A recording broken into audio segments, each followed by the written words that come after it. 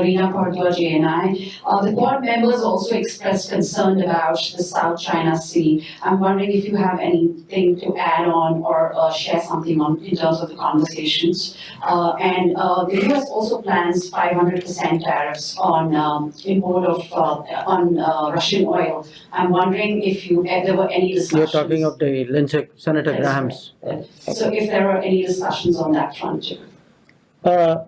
Well, on South China Sea, we had there was some discussion because, as you know, that is an issue of great concern, not just to Quad members, obviously to Quad members because we are all maritime, but to the region and in many ways to the world as a whole.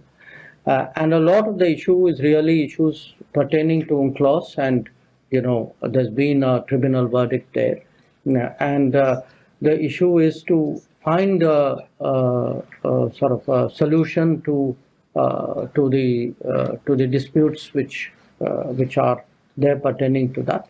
And obviously the Quad members all have a shared interest because for us it's a very important international waterway. So how to ensure that it stays calm and free of conflict is something which is a common priority. Regarding Senator Lindsey Graham's bill, well, obviously, any development, but which is happening in the U.S. Congress is of interest to us if it impacts our interest or could impact our interest. So we have been in touch with Senator Graham. The embassy, the ambassador has been in touch. I think our concerns and our interests on energy security have been made conversant to him. So we'll then have to cross that bridge when we come to it, if we come to it. So first thing, obviously in the mind of a lot of people, what was your initial response at Prime Minister's office when President Trump announced ceasefire? Did you immediately reach out to express your disagreement, and how was that taken by the White House? 2 years ago, sorry, second question. 2 years ago, I asked you in one of these briefings, and you noted that Pakistan was no longer a central piece to bilateral relations between India and the US. Has that changed now after Operation Sindhu and third? Do you believe there is a double standard when it comes to terrorism? When it happens in countries like India versus the West? Do you think Western countries see differently terrorism happening on their shores versus when it happens abroad? Thank you. Look, I would say that even today, the central factor in the relationship between India and the United States is India and the United States. It is our complementarity in many ways. It is the benefits that we get from closer relationship that is actually driving it. It is not, big relationships are not forged in terms of third countries and where they fit. So the comment I made to you earlier, I would say applies even today.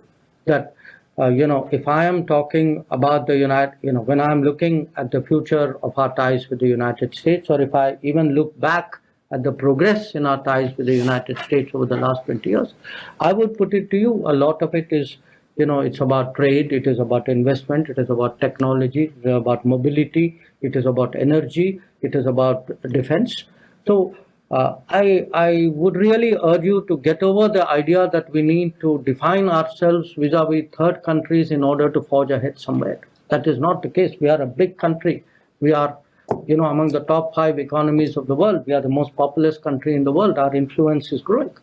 We must have that self-confidence, even in asking questions.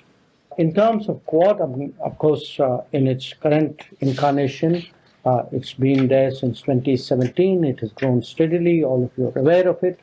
But I just want to flag some recent developments because people often ask, saying, okay, how is it deepening? How is it progressing? So let me highlight some of them. One, we launched the Quad Critical Minerals Initiative, and this would be focused particularly on the mineral recovery, which is very important for all of us. Second, there's the Quad Indo-Pacific Logistics Network that was launched earlier in the year, and we decided it will hold its field training exercise, first field training exercise fairly soon. It had held its tabletop exercise in May. Then there is the Quad at Sea Ship Observer Mission. This involves our coast guards, and that's recently launched from Palau to Guam. So we recognize that as an important step in Coast Guard cooperation. Then there is a maritime legal dialogue at the expert level, which will be held in India, right? It is virtual. It's virtual, okay, in later this month. Then we took some steps to expand the Indo-Pacific Partnership on Maritime Domain Awareness through our Gurugram Fusion Center. Also Maitri workshop, which will allow us to assess capability gaps and build maritime capacity.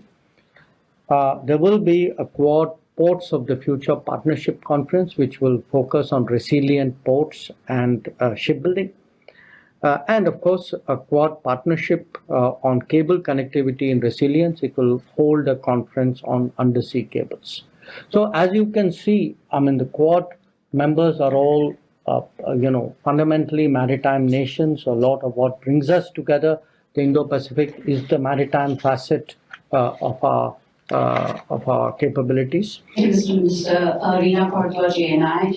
The Quad members also expressed concern about the South China Sea. I'm wondering if you have anything to add on or share something on in terms of the conversations. And the US also plans 500% tariffs on import of Russian oil. I'm wondering if there were any discussions. You're talking of the Lindsey, Senator That's Graham's. right. So if there are any discussions on that front too.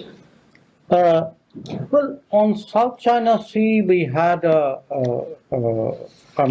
was some discussion because, as you know, that is an issue of great concern, not just to Quad members, obviously to Quad members because we are all maritime, but to the region and in many ways to the world as a whole. हमसे जुड़े रहने के लिए हमारे YouTube channel को subscribe करें और नई वीडियो की नोटिफिकेशन के लिए बेल आइकॉन को दबाएं।